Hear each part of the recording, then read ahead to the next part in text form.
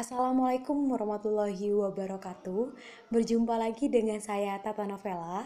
Jadi di video kali ini saya akan mengangkat materi tentang model dan prinsip pengembangan kurikulum. Ayo kita simak video berikut ini. Yang pertama yaitu prinsip pengembangan kurikulum. Di sini terbagi menjadi 4, yaitu prinsip relevansi, fleksibilitas, kontinuitas, dan yang terakhir efektivitas.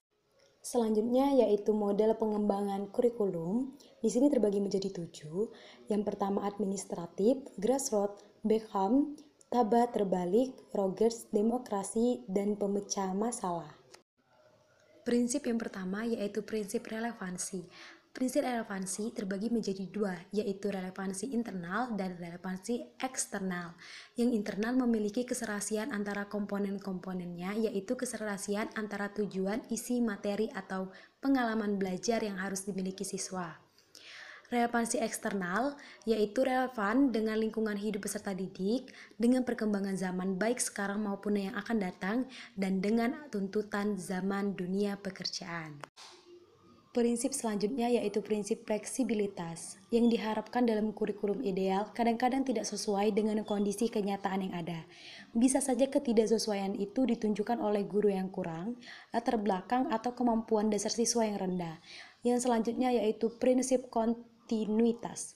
Dalam penyusunan materi pelajaran, perlu dijaga agar apa yang diperlukan untuk dipelajari suatu materi pelajaran pada jenjang yang lebih tinggi telah diberikan dan dikuasai oleh siswa pada waktu mereka berada pada jenjang sebelumnya.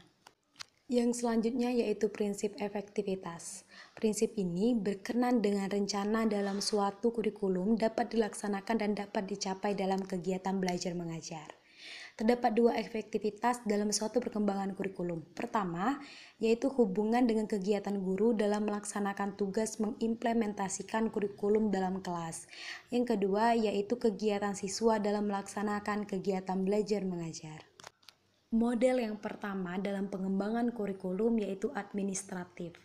Pola perkembangan kurikulum yang paling awal dan mungkin yang paling dikenal yaitu model pengembangan kurikulum ini berdasarkan pada cara kerja atasan bawahan atau top down yang dipandang efektif dalam pelaksanaan perubahan kurikulum.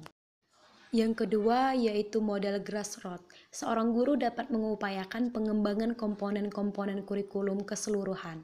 Dapat juga sebagian dari keseluruhan komponen kurikulum atau keseluruhan dari seluruh kurikulum. Hal itu didasarkan atas pertimbangan bahwa guru adalah perencana, pelaksana, dan juga penyempurna dari pengajaran di kelas. Dialah yang paling tahu kebutuhan kelasnya, dan oleh karena itu, dialah yang paling kompeten menyusun kurikulum bagi kelasnya. Yang selanjutnya, model Beckham. Ada 5 tahapan perkembangan kurikulum. Yang pertama yaitu menentukan ruang lingkup pengembangan. 2. Penetapan pihak-pihak yang terlibat di dalamnya. 3. Pembentukan dewan sebagai koordinator. 4. Implementasi kurikulum dengan tugas.